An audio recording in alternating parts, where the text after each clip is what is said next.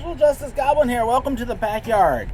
So, I got involved in the wrestling business in the Washington, D.C., Baltimore area in around 1999, actually around 2000.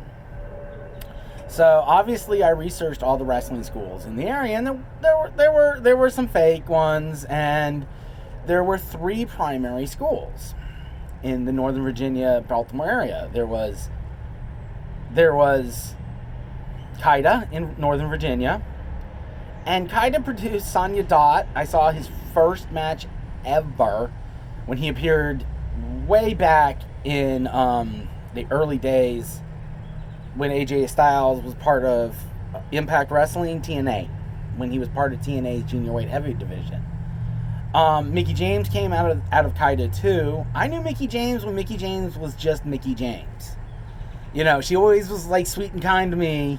You know, like, I could never figure her out. She was always nice to me, though. She was cool and respectful to me. She treated me with a lot of respect.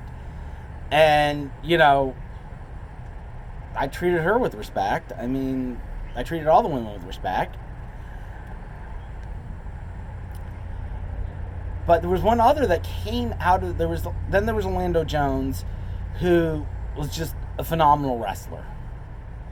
And a phenomenal athlete, and he just managed to get attention. And he was a fascinating character. And some of the other, like, there was a Black Wrestling Federation, and it picked up a couple of the MCW guys to wrestle in that one. And I was in the class with the current trainer of MCW, because he's now Genesis. I remember when Genesis was just not Genesis. I remember when he was starting out, because he was my peer. I was in one class behind, but I trained with him. It's nice to see the talent he's putting out now. It's pretty amazing. Velveteen Dream, and there was one other guy, I can't remember his name, but whenever I see a wrestler that's from Virginia or Maryland or Washington, D.C., because, you know, Washington, D.C. in particular, I immediately I immediately Wikipedia them and find out which wrestling school they went to, because it's interesting to see. Because, you see, the thing about MCW was a breakaway federation from MEWF, because that was the big dominant player, and they got fed up with the owner. The guy that owned MCW got fed up, and, you know, the two of them left the locker room and created an offshoot federation. And pulled in things like Lita, because, you know, they were just cool breakaway, and, you know, they were doing cool things and looking for just people that could get over. But eventually things happened, and, you know, it changed, and then finally they just merged schools, and they have produced an incredible school that is now producing top indie talent that's seen playing NXT. So, I mean, that's pretty amazing to think guys I trained with are now producing the current crop of great wrestlers. That makes me smile, because, you know, that meant I picked the right wrestling school, even though I probably should have picked Kaida. But, because it was close to my home, but I just saw MCW as it's going to be a great company. And it is. It's produced some great talent, and it has great trainers. I mean, they really train their wrestlers really well, because the wrestlers trained you. You know, they train the wrestler, you know, once you learn to wrestle, then you were learning to train. And that was what they instilled. I mean, it was about training.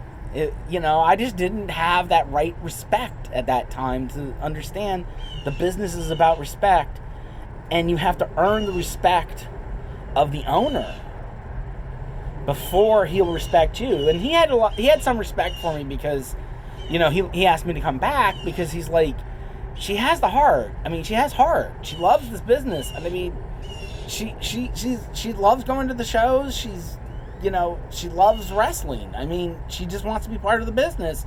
And damn, is she good at handling all this office stuff that we can't figure out. She's just like boom, boom, boom, boom, boom, boom, boom, boom, boom, boom, boom, done. What do you need next? Let's scan this. Let's do that. But my feelings got hurt by the owner. So. And I wanted to focus more on my family at that point. You know, I was trying to get my wife, I was trying to have a kid with my wife. And honestly, that was the most important thing in my life at that moment, and that meant my dream was over. I knew I wasn't going to cut it as a wrestler, but I should have stuck with being, I should have said I'll do refereeing. And that's why I'm going to do refereeing. And now I understand how the business works with respect. It's a business of respect. That's all it is.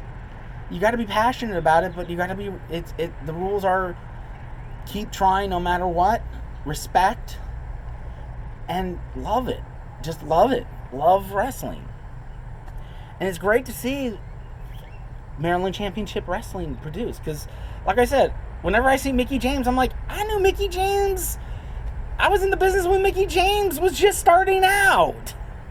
And Lita was still just starting out. You know, by the time I got in the business, she had gone to the WWE. But, you know, they knew Lita and the Hardy Brothers personally. And they were producing great talent that was getting fed to the ECW.